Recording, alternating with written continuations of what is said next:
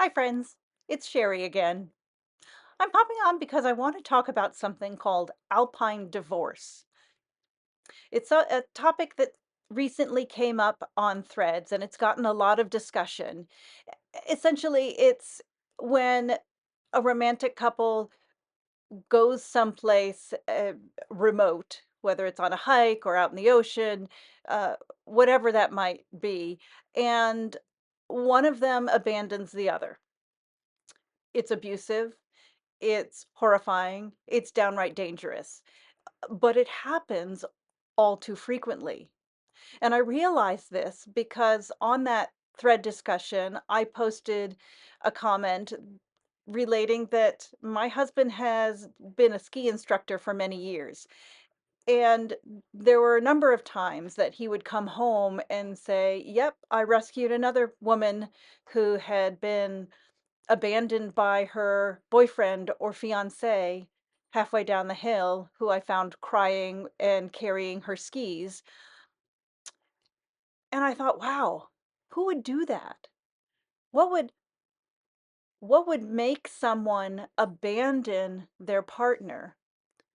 But also, what red flags might have been there that might have suggested this was something that person might have done? And that's what I want to explore today. The red flags. And also how to protect ourselves.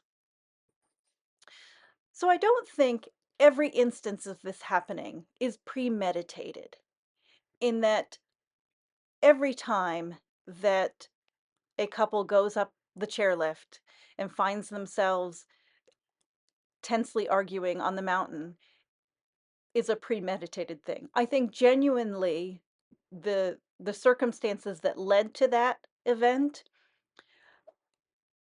were not ill-intentioned. I would guess that you had a more experienced skier or snowboarder who wanted to share that sport with this person in their life that means something to them. And this less experienced person, and in my experience, it has generally been the woman, wants to both please their partner and participate in something that their partner is clearly passionate about and excited about. So they go to the mountain. They rent her equipment. The boyfriend or the fiance underestimates how difficult it is to teach someone a skill that comes naturally to you. And so they might give their girlfriend a few pointers and say, "Okay, let's get on the chairlift." And that woman is probably nervous, but probably counting on this partner to take care of them. And if they think they can do it, then surely they can do it.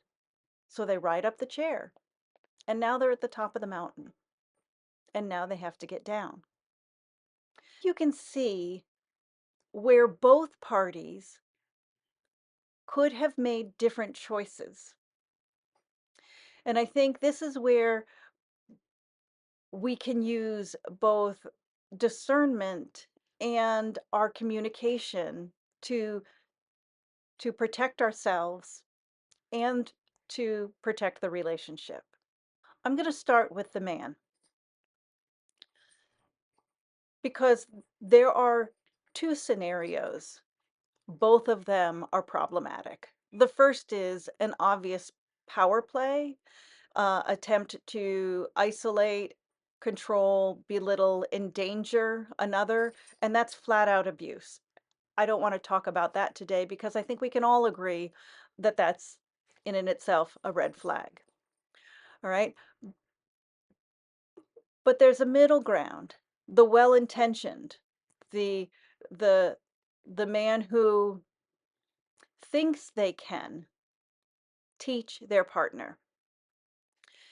And it's a very difficult place to be because when you're in the role of teacher, that's that's a role of with power.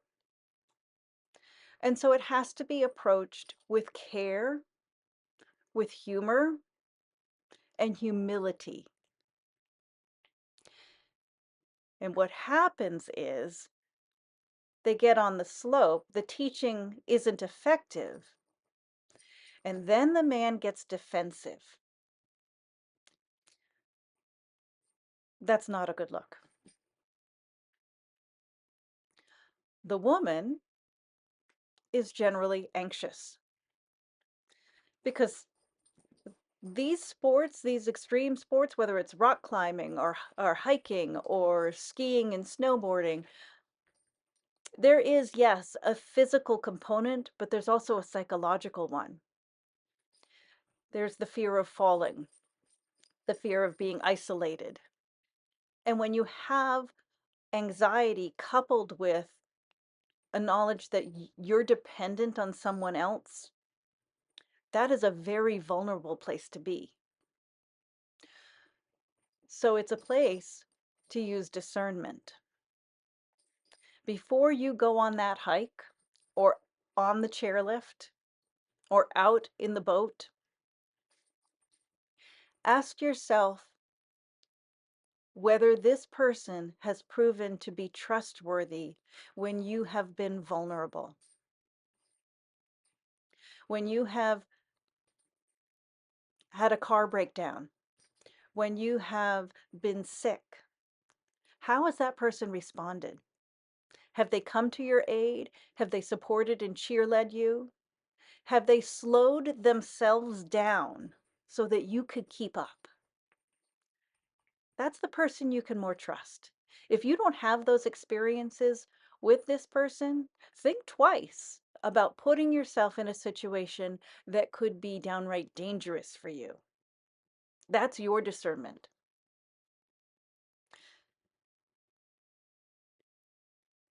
And why? Why are you getting engaged to someone who would abandon you on a mountain?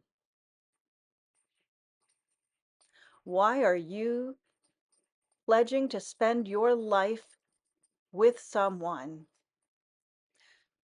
who, when the stakes are relatively low, would rather stomp off in a huff and leave you to your own devices than work with you to get you safely to the lodge? Because think about it. If this is going to be your life partner,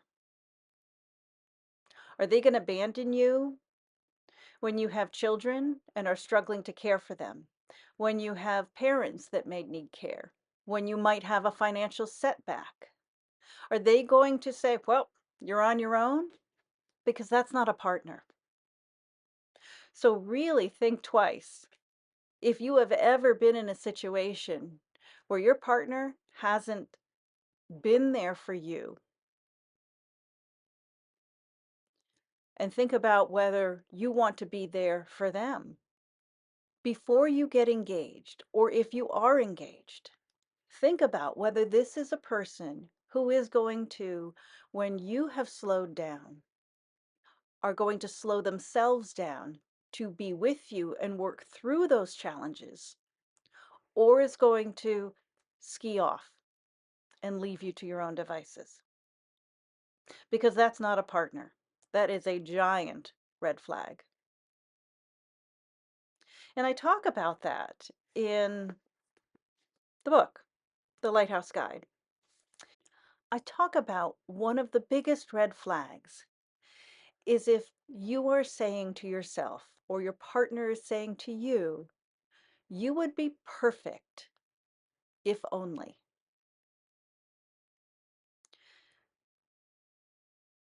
Now, that's a difficult hurdle to live with for years. Because what if you never achieve that extra something? What if you're not the ideal body size or political persuasion or religious belief?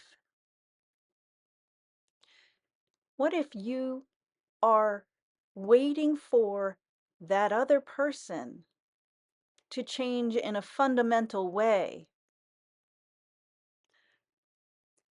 so that you can love them fully?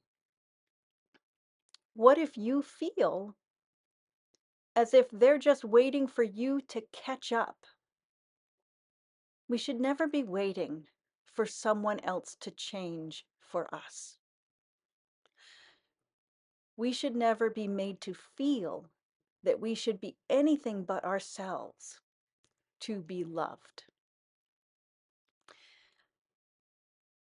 And I'm not talking about small things that are slightly irritating, small behaviors that we can ask that they do slightly differently. I'm talking about being our authentic selves, our real selves, and feeling that we can be accepted and loved and celebrated as we are today. Because I think that's what the whole phenomena of the Alpine divorce scenario speaks to when it's not about just outright control and abuse, and we're going to set that aside for now. It's about not being patient with and accepting your partner with where they are today. If you want that day to go well, if you truly want to invite someone into your world and your passions, then set them up with lessons. Set them up with beginner guidance. Celebrate their attempts.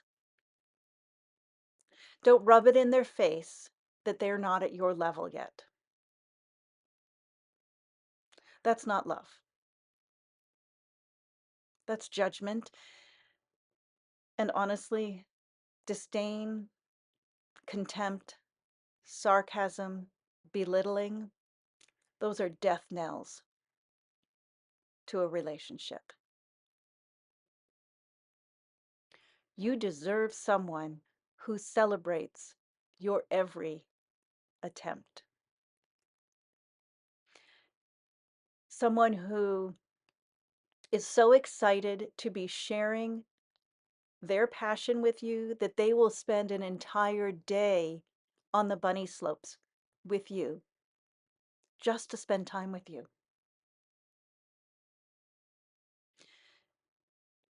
And you, in turn, if you're the newbie, you can say, "Thank you so much. I love how passionate you are. I'm tired and a little cold. I'm going to get myself a hot chocolate, and you go ski your heart out, and I'll meet you there." Because that's what loving partners do. They allow each other and they celebrate each other. And that's really all I wanted to talk about. So, in case you haven't heard today, I'm glad you were born. And until next time, take care.